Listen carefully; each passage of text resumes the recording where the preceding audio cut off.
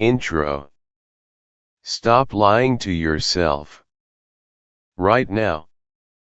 You've been pretending you don't hear that voice inside, the one whispering that you're wasting your life, the one that begs you to step up but watches you choose excuses instead.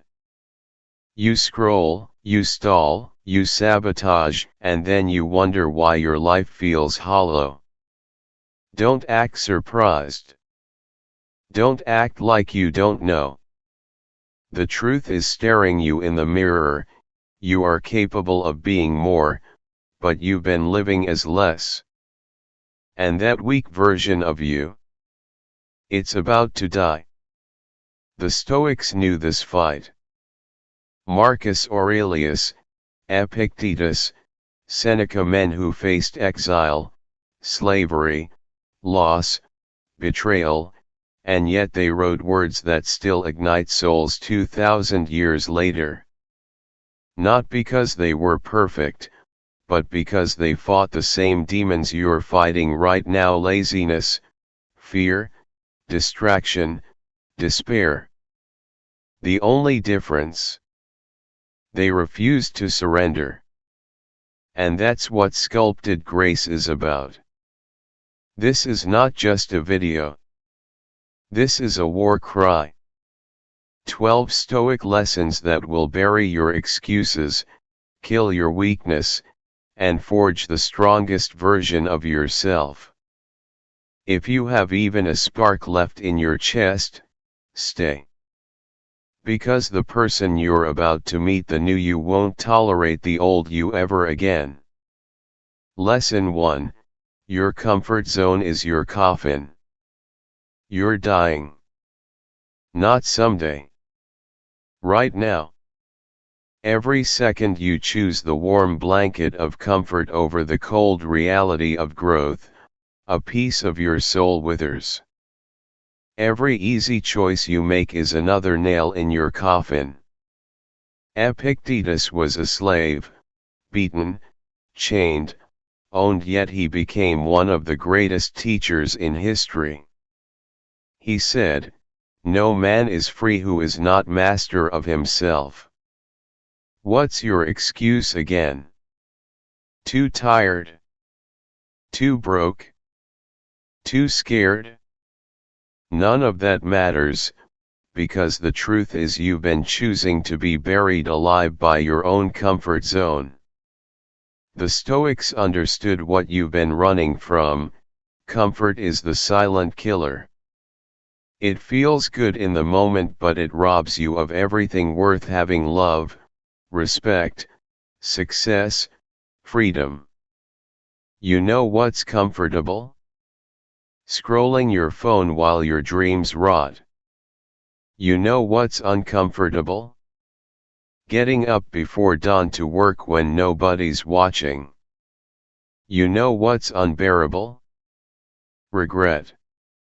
20 years from now you'll either thank yourself for the discomfort you chose today, or you'll hate yourself for the comfort you clung to instead. So ask yourself, do you want the light pain of discipline, or the crushing weight of regret? Decide now, because every second you hesitate, the coffin closes tighter. Lesson 2: the war in your mind. Right now, inside your skull, there's a war raging. Two voices. One whispers poison: you're not good enough. You'll fail. Who do you think you are? The other roars: you are stronger than you know. You can learn anything. You were born for greatness. Which one have you been listening to? Marcus Aurelius, the emperor of Rome, carried the weight of an empire and still wrote, "Very little is needed to make a happy life, it is all within yourself, in your way of thinking." He knew the real battle wasn't against armies or traitors. It was against the enemy within, the liar in your head that sounds like reason, but is really fear in disguise. That weak voice is clever. It doesn't just say you can't. It dresses itself up as wisdom. Be realistic. Don't get your hopes up. Remember the last time you failed. That voice isn't protecting you. It's imprisoning you. And it isn't even yours. It's the echo of every doubter, every cynic, every coward who projected their fears onto you. The Stoics taught prohairesis, guarding your mind like a fortress, filtering every thought like a bouncer at the door of your soul. From this moment on, you don't let that weak voice pass the gate. Throw it out. Replace it with truth. You are capable, you are resilient, you are the master of your mind. Because until you conquer the war in your head, you'll never win any battle in your life. Lesson 3: Your excuses are death certificates. Every excuse you make is a death certificate. Every time you mutter, "I don't have time, I don't have money, I'm not ready," you bury another piece of your potential. Seneca, stripped of wealth, betrayed by those closest to him, exiled multiple times, still wrote, "It is not that we have a short time to live, but that we waste much of it." And that's what your excuses are: wasted life. While you explain why you can't, someone else is out there proving why they can. While you wait for perfect conditions, they're creating them. While you hesitate, they're building legacies. And here's what should really haunt you: your excuses aren't even original. They're recycled. I don't have connections, neither did Oprah.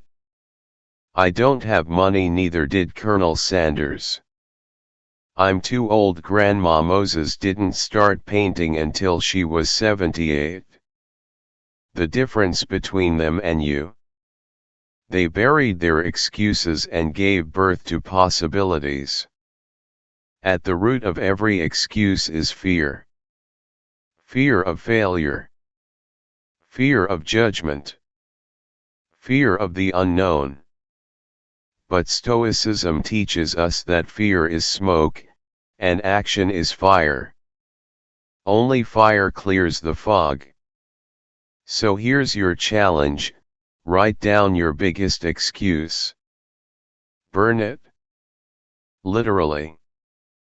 Because from this moment forward, you are no longer the person who signs death certificates for their dreams. You are the person who signs their name under victories. Lesson 4: Pain is the price of power. You run from pain like it's your enemy, but the truth is pain is the only teacher you can trust. Epictetus had his leg broken by a master, lived in chains, yet he taught, difficulties show what men are. Every hardship is an X-ray of your soul. It reveals what's weak, what's untrained, what's soft. And instead of facing it, you hide. You numb it with entertainment, drown it with distraction, or pretend it isn't there. But pain doesn't disappear, it compounds. Every time you avoid it, it grows stronger, and you grow weaker. The Stoics embraced pain because they knew it was the forge. The gym burns your muscles, but the burn is proof of growth. Discipline stings in the moment, but that sting carves out the strength you'll need tomorrow. Look back at your life, the moments that shaped you, the ones that turned you into someone sharper, tougher, more alive. Weren't they born from pain? That heartbreak that taught you self-respect. That failure that forced you to level up. That loss that made you grateful for every breath. Stop running from pain. Chase it. Because the harder it tests you, the more it transforms you. Pain is not your enemy. Comfort is. Pain is your ticket to power. Lesson 5, Control the controllables, burn the rest. How much of your life have you wasted worrying about things you can't control? The weather. Other people's opinions. Traffic. The economy. Stoicism slices all of that nonsense with one sword. Focus only on what's in your control. Epictetus said, happiness and freedom begin with a clear understanding of one principle: some things are within our control, and some things are not. And yet you obsess over what's outside your hands, while ignoring what is firmly in your grasp: your choices, your actions, your discipline. Here's the harsh truth: the more you waste energy on the uncontrollable, the more powerless you feel. The more powerless you feel, the more excuses you make. But when you shift your focus to what is within your command, you ignite power. Can't control if someone insults you? You can control your response. Can't control the economy? You can control your work ethic. Can't control the storm? You can control how you sail your ship. Imagine how much lighter your life becomes when you stop carrying burdens that were never yours to hold. That's not apathy. That's strategy. The Stoics weren't passive, they were warriors of focus. They mastered what was theirs and burned the rest. Do the same, and you'll stop being tossed around like a leaf in the wind. You'll stand like an oak in the storm. Lesson 6, Death is the ultimate teacher. Most people live as if they'll never die. They waste their days scrolling, gossiping, worrying about nonsense as if tomorrow is guaranteed. The Stoics never made that mistake. They carried death with them like a shadow, not to depress themselves, but to sharpen their lives. Marcus Aurelius wrote, "You could leave life right now. Let that determine what you do, say, and think." This wasn't a warning. It was liberation. When you realize death is always near, life suddenly becomes precious. The arguments you cling to feel foolish. The grudges you carry rot in your hands. Every sunrise becomes a gift, every moment an opportunity. Think about the people you've lost. Did their passing not snap you awake for a moment, reminding you that nothing lasts? And then, didn't you slip back into distraction, forgetting the lesson? The Stoic doesn't wait for tragedy to wake them up. They practice memento mori daily, remembering death. They remind themselves that the clock is always ticking, so why not live with urgency? Why not speak the truth, take the leap, love without hesitation, pursue what matters most? Death is the end of your excuses. It's the mirror showing you what's real. Don't run from it. Don't ignore it. Let it burn away the trivial, until only the essential remains. When you live with death at your shoulder, you stop wasting time. And when you stop wasting time, you finally start living. Lesson 7, The obstacle is the way. You keep praying for an easy life, but the Stoics prayed for strength to handle a hard one. Marcus Aurelius said, "The impediment to action advances action. What stands in the way becomes the way." Every obstacle you face isn't blocking your path, it is the path. That rejection wasn't the end of your story, it was the beginning of a better one. That failure wasn't proof that you're worthless, it was the teacher sharpening your craft. That closed door wasn't the universe shutting you out, it was redirecting you to the one you were meant to walk through. Look at history. Greatness is never born from ease. Churchill's courage was forged in war. Nelson Mandela's wisdom was carved in prison. Your heroes weren't handed their victories, they bled for them, they fought through walls you would have quit at. Why? Because obstacles are not dead ends. They are raw material for transformation. The Stoic doesn't whine, "Why me?" The Stoic says, "Good. This is fuel." Every problem is a chance to build resilience, to become unshakable. You can either see the wall in front of you as proof you should stop, or as proof you're on the right track. The harder the obstacle, the greater the opportunity. So stop running. Lean into it. Because the thing you fear most might. Lesson 8, control what you can, release what you can't. How much of your suffering comes from trying to control things you never could? The weather, the economy, your boss's mood, the opinions of strangers. You treat them as if they belong to you, but they don't. Epictetus said it simply, some things are in our control, and others are not. Your mind, your choices, your actions, these are yours. Everything else is wind and waves.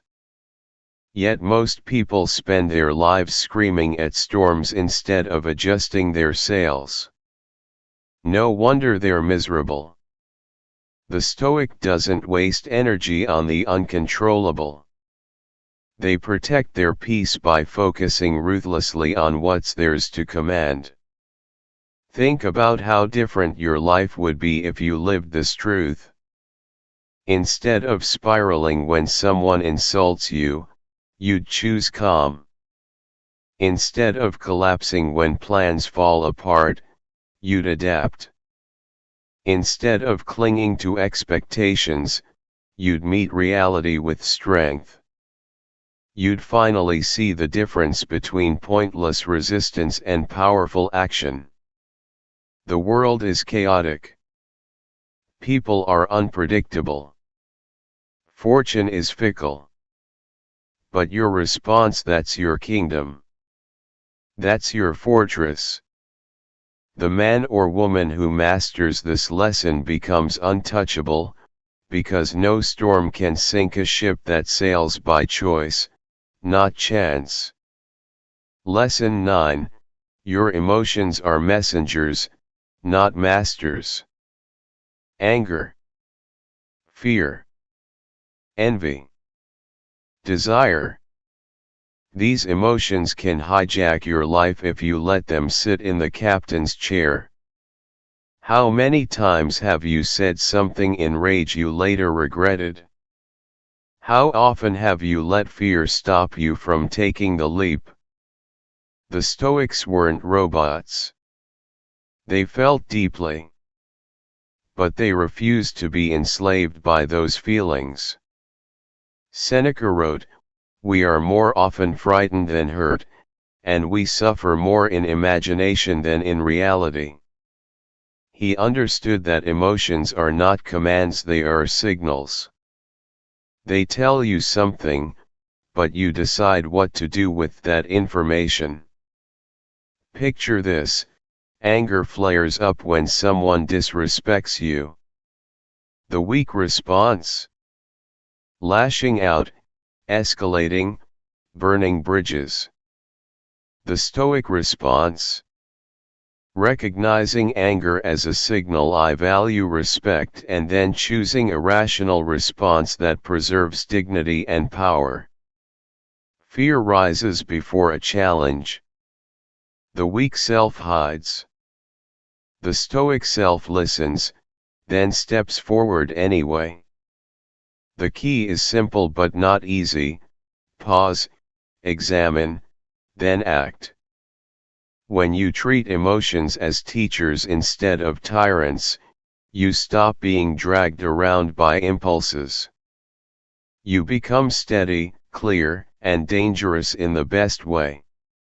You stop reacting. You start responding. And that makes you powerful beyond measure. Lesson 10: Discipline is freedom.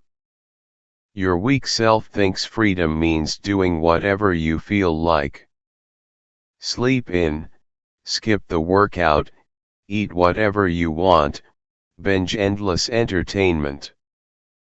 But that's not freedom, that's slavery to impulse. True freedom, the kind the Stoics lived and preached, comes from discipline. Discipline is the chain that liberates you. It's the habit that gives you mastery over your body, your mind, and your life. Marcus Aurelius ruled an empire, yet he still wrote nightly in his journal to discipline his thoughts. If the most powerful man in the world needed structure, what makes you think you don't? Every time you practice discipline, you purchase freedom. When you wake up early, you buy time. When you save money instead of wasting it, you buy options. When you exercise, you buy health and strength for tomorrow.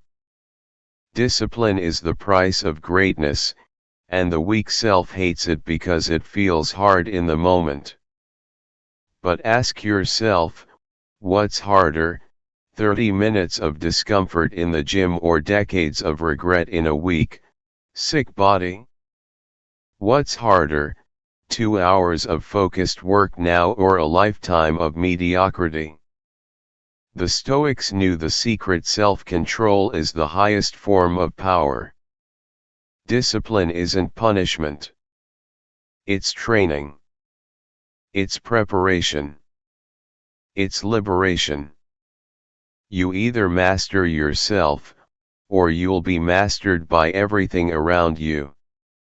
Lesson 11: Build your character, not your reputation. Most people live like puppets, their strings pulled by the opinions of others. They chase likes, applause, approval, desperate for validation from people who won't even remember their names in 5 years. Marcus Aurelius saw through this illusion. It never ceases to amaze me: we all love ourselves more than other people, but care more about their opinion than our own. Think about that. You love yourself more, but you hand your power to strangers. That's insanity. The Stoics taught us that reputation is fragile, fleeting, and mostly out of our control. Character, on the other hand, is permanent and entirely within our command. When you build your character, you build something indestructible. Your honesty, your courage, your resilience, these can't be stolen, twisted, or erased by gossip. Reputation is what people say about you. Character is what you are when nobody is watching. Seneca warned, "It is not the man who has too little, but the man who craves more, that is poor." That craving for external validation is poverty of the soul. Stop chasing applause and start chasing virtue. Do the right thing, not the popular thing. Stand firm in your principles, even when they're mocked. Because reputation may open doors, but character keeps you standing when those doors slam shut. In the end, your character is your legacy. Build it like your life depends on it, because it does. Lesson 12, live for today, not someday. Your weak self has one favorite word: someday. Someday I'll chase that dream. Someday I'll start that business. Someday I'll get serious about my health. But here's the truth: someday is a graveyard where dreams go to die. The Stoics knew that life is now, not later. Seneca reminded us, it is not that we have a short time to live, but that we waste much of it. You're not short on time, you're short on urgency. Every time you say someday, you steal from today. Every time you wait for the perfect moment, you let another imperfect moment slip through your fingers forever. Think about it. How many opportunities have you already buried under the weight of hesitation? How many relationships never started, goals never reached, lives never changed, because you waited? Marcus Aurelius wrote his meditations not for an audience but for himself, because he knew every day could be his last. That's the mindset of the Stoic warrior. Stop waiting for the stars to align. Stop waiting for the fear to fade. Stop waiting for permission. Life doesn't wait, death doesn't wait, time doesn't wait. So why are you? The strongest version of yourself doesn't live in someday. They live right now. And if you're serious about transformation, you'll choose action today, not tomorrow, not later today. Final battle cry: the weak you is dead. It's done. The weak version of you, the one who made excuses, the one who lived in fear, the one who bowed to comfort, they didn't survive this. They died somewhere along the way, suffocated by truth, buried by discipline, destroyed by the unstoppable force of who you really are. What remains is unrecognizable. Stronger. Clearer. Fiercer. The real you, the one the world hasn't seen yet, the one that refuses to settle, the one that understands Stoicism isn't a theory, it's a way of life. From this moment on, you don't tolerate weakness. You don't negotiate with excuses. You don't waste your life on someday. You live urgently. You live deliberately. You live like Marcus, Seneca, and Epictetus intended, with courage, with strength, with unshakable control over your mind. You are no longer a slave to impulse. You are no longer broken by struggle. You are no longer afraid of death. You are free. You are unbreakable. You are alive. Smash that like button if you buried your weak self. Drop in the comments, the weak me is dead. The strong me is alive. Share this with someone who's still chained by comfort. And subscribe to Sculpted Grace, because we are building an army of the unbreakable. This isn't the end, this is the beginning. Welcome to your new life, warrior.